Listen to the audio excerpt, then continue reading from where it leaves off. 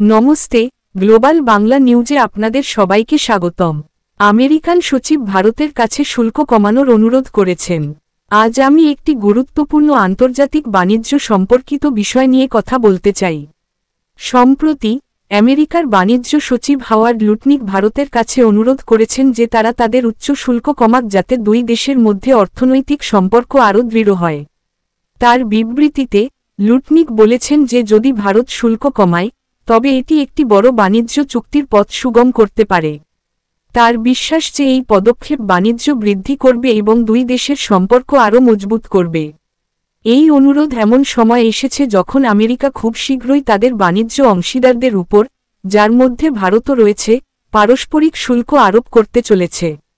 ভারত এবং আমেরিকা উভয়ই এই বাণিজ্য বিরোধ মেটানোর চেষ্টা করছে এবং 2030 সালের মধ্যে দ্বিপাক্ষিক বাণিজ্যকে $500 বিলিয়ন নিয়ে যাওয়ার লক্ষ্যে কাজ করছে।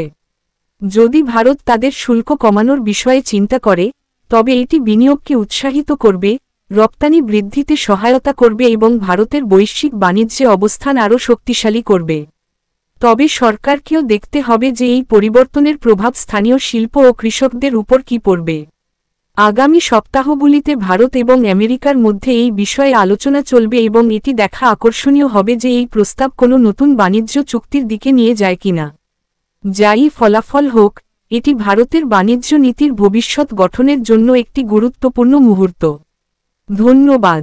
যদি আপনাদের এই ভিডিওটি ভালো লেগে থাকে, তবে লাইক করুন, শেয়ার করুন এবং আমাদের চ্যানেলটি সাবস্ক্রাইব করুন যাতে আপনারা পান সর্বশেষ ও বিশ্বস্ত খবর।